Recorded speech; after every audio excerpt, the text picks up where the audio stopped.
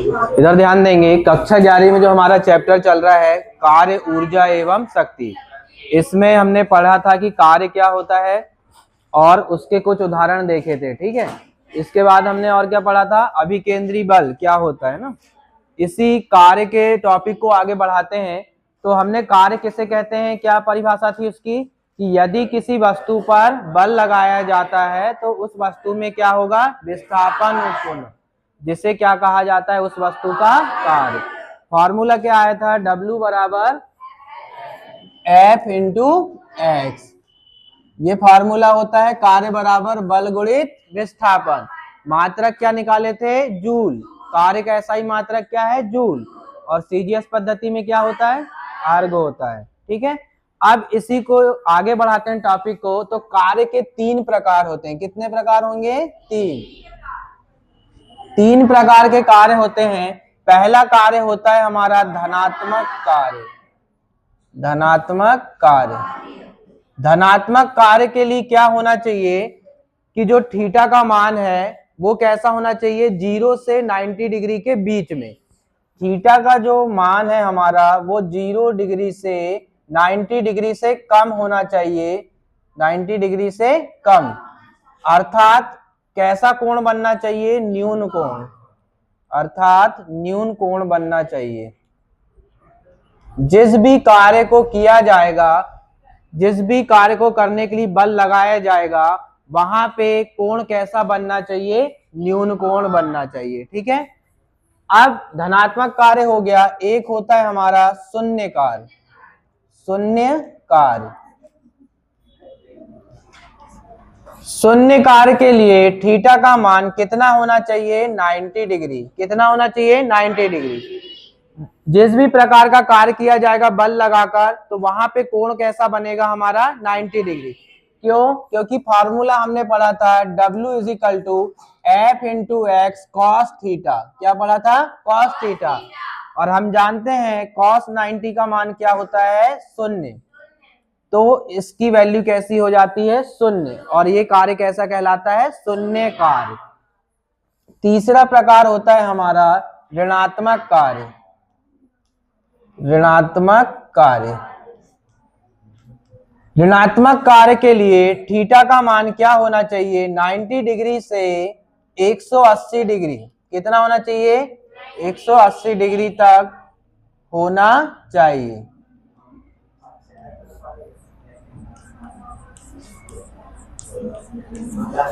तो कार्य के कितने प्रकार होंगे, 3 प्रकार, धनात्मक कार्य, शून्य कार्य और ऋणात्मक कार्य। धनात्मक कार्य के लिए थीटा का मान 0 से 90 डिग्री से कम, 0 से लेकर 90 डिग्री से कम। और कैसा कोण बनेगा वहां पे, न्यून कोण। शून्य कार्य तब होगा जब थीटा का मान क्या हो जाए, 90 डिग्री, क्योंकि हम cos 90 का मान रखेंगे कितना मिलेगा हमें, 0। ऐसे ही ऋणात्मक कार्य के लिए 90 डिग्री से 180 डिग्री तक होना चाहिए, तब ये कार्य कैसा कहलाता है, ऋणात्मक कार्य। अब इसको अलग अलग समझते हैं कि क्या होता है। पहले नंबर पे है हमारा धनात्मक कार्य। धनात्मक कार्य, धनात्मक कार्य के लिए हमने क्या लिखा हुआ है, थीटा का मान कैसा होना चाहिए, 0 से 90 डिग्री तक होना चाहिए। 0 से 90 डिग्री, 0 से 90 डिग्री से कम, 90 डिग्री से कम। अब हम इसको कैसे समझते हैं, देखना, इधर ध्यान दीजिएगा। मान लीजिए यहाँ सबको दिखाई दे रहा है ना, मान लीजिए यहाँ पे एक गुटका रखा हुआ है ऐसा,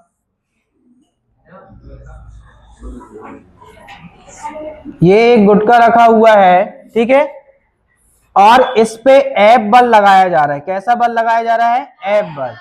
और गति की दिशा इस साइड पे है।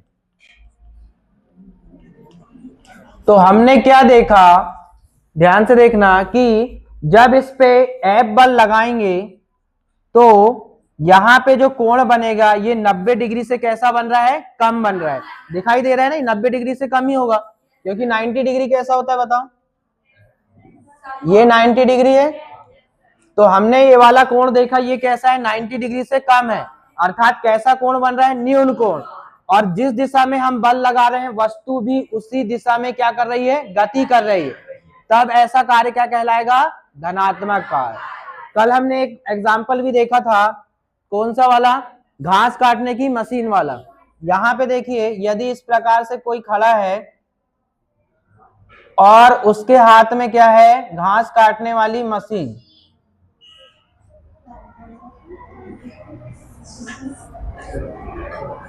ये घास काटने वाली मशीन है, ठीक है।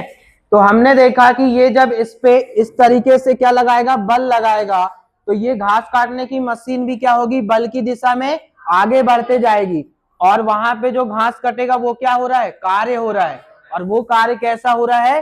धनात्मक कार्य हो रहा है। सभी को समझ में आया?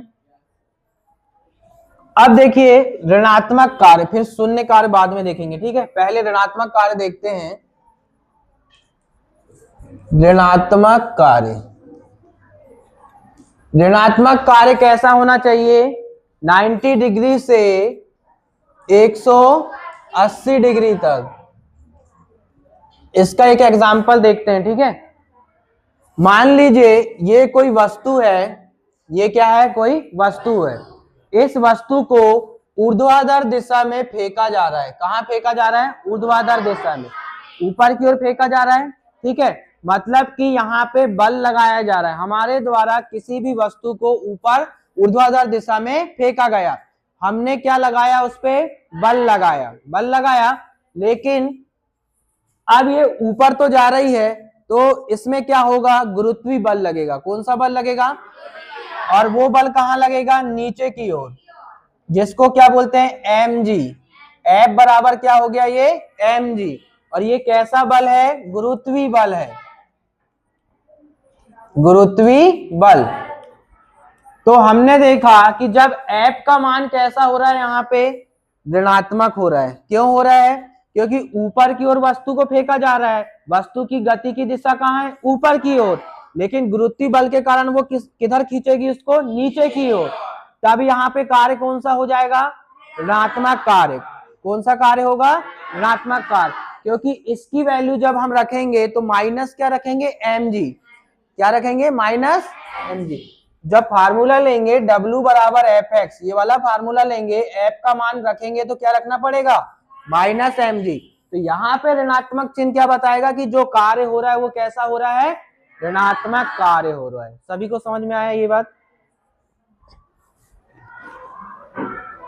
ऐसे ही मान लीजिए कोई गाड़ी रोड में चलती है, देखा है सभी ने? ये रोड में गाड़ी चल रही है, इसकी वस्तु की दिशा किधर है? इस साइड में, ठीक है। वस्तु की दिशा कहाँ पे है? यहाँ पे, गति की दिशा। लेकिन हम जानते हैं कि जब भी कोई कार, गाड़ी, बाइक, ट्रक जो भी चलता है सड़क पर, या हम भी चल रहे हैं, तो यहाँ पे एक घर्षण बल कार्य करता है ना। घर्षण बल कैसे कार्य करता है? वस्तु की गति की दिशा के विपरीत वो उसको रोकने का क्या करता है? प्रयास करता है, ठीक है। तो यहाँ पे जो घर्षण बल है वो गति की दिशा के कैसे कार्य करेगा? विपरीत कार्य करेगा।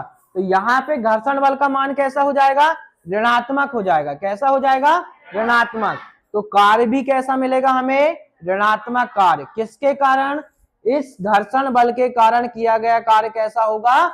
ऋणात्मक कार्य होगा। सभी को समझ में आया ये? अब तीसरे नंबर पे हम देखते हैं शून्य कार्य।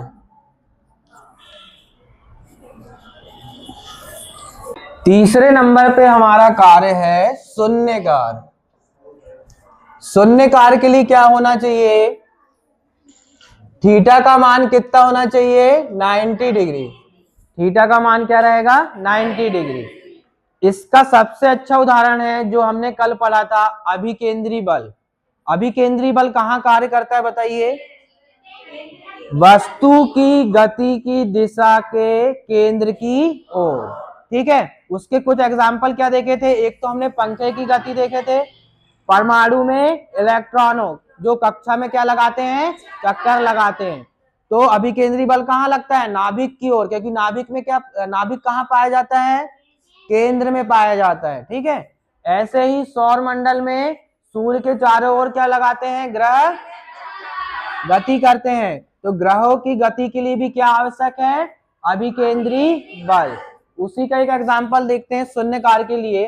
मान लीजिए यहाँ पे कोई कण क्या कर रहा है, वृत्तीय गति कर रहा है। ये एक कण है जो क्या कर रहा है, वृत्तीय गति कर रहा है, और इसकी गति की दिशा इस प्रकार से है।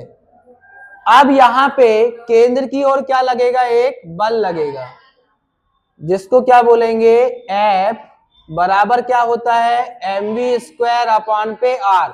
अभी केंद्रीय बल का फॉर्मूला यही होता है, सूत्र F बराबर mv² r। तो ये अभी केंद्रीय बल लग रहा है कहाँ पे, केंद्र की ओर। तो हमने देखा जब ये वस्तु की कैसी गति करेगा, और ये स्पर्शी गति करेगा, कैसी गति करेगा, स्पर्शी गति करेगा, तब यहाँ पे कौन सा डिग्री को बनेगा, 90 डिग्री। कैसा कोण बनेगा, 90 डिग्री। जैसे कण यहां से अब यहां पे आ गया मान लीजिए, तब भी ये कैसा करेगा, स्पर्शी गति करेगा, और यहाँ पे कौन सा कोण बनेगा, ये 90 डिग्री। तो जहां जहां पे कण जाएगा और उसके केंद्र की ओर जहां भी क्या लगेगा, अभिकेंद्री बल, वहां पे कौन सा कोण बनेगा, 90 डिग्री। 90 डिग्री कोण बनेगा। तब यहाँ पे cos थीटा cos 90 कितना हो जाएगा, 0, अर्थात ये कार्य कैसा हो जाएगा, शून्य। ठीक है, तो ऐसा किया गया कार्य क्या कहलाता है, शून्य कार्य। ये थे आपके कार्य के प्रकार। 3 प्रकार के होते हैं, धनात्मक कार्य, ऋणात्मक कार्य और शून्य कार्य। ठीक है, बंद।